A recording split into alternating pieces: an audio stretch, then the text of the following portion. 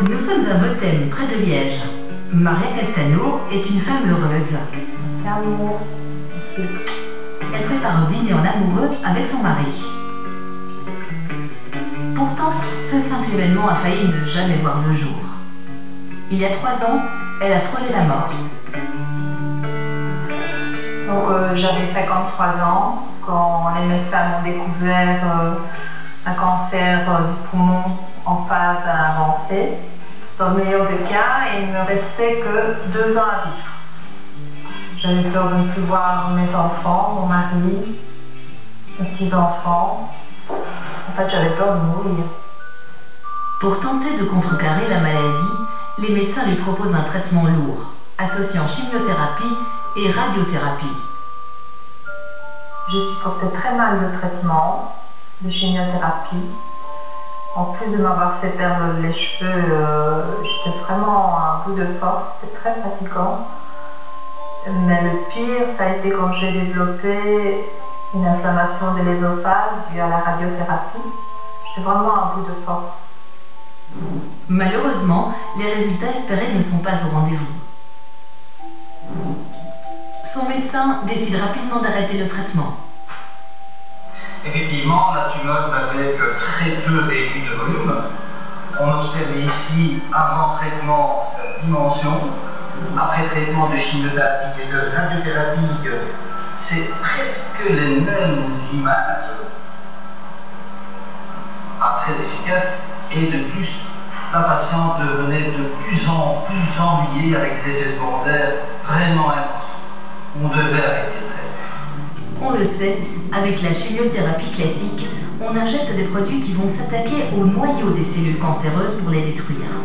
Le problème, c'est que parfois, la tumeur résiste et que les produits s'attaquent aussi aux cellules saines, ce qui rend le traitement difficile à supporter. Les effets secondaires étaient particulièrement importants chez Madame Castano.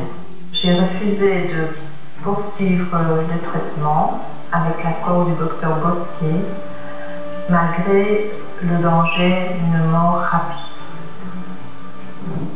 Tous les traitements ayant échoué, le médecin prend le risque d'une opération chirurgicale pour retirer la partie du poumon malade. Mais 1 an et demi plus tard, des métastases réapparaissent, au niveau du poumon, mais aussi dans le cerveau.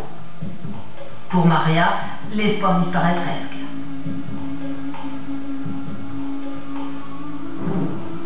Mais entre-temps, de nouveaux traitements ont vu le jour. Contrairement à la chimiothérapie et à la radiothérapie classique, qui détruisent directement les cellules, ces nouveaux médicaments agissent sur le métabolisme des cellules cancéreuses, pour les empêcher de se reproduire et pour les conduire à leur mort naturelle. Le nom générique de ces nouveaux médicaments, les TKI. Concrètement, nous plongeons à l'intérieur d'une cellule cancéreuse. Cette sorte d'arbre bleu au centre, on l'appelle EGFR. C'est ce composant qui va déclencher la multiplication de la cellule à l'issue d'un processus extrêmement complexe. Eh bien, les nouvelles molécules, qu'on appelle les TKI, vont s'insérer à la base de l'EGFR et jouer un rôle de bouchon pour empêcher justement le processus de multiplication. Résultat, les cellules cancéreuses vont finir par mourir les unes après les autres.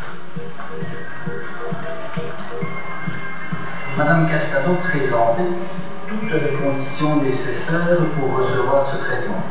On a vu les radiographies avant le traitement. Et voici maintenant un cliché. 3 mois plus tard, la tumeur a complètement disparu. Le traitement revient à 72 € par jour, remboursé par la mutuelle. Son efficacité est encore très variable d'une personne à l'autre pour des raisons encore mystérieuses. On le sait, tous les cancers sont différents. C'est pourquoi, dans le même temps, d'autres voies de recherche sont également explorées.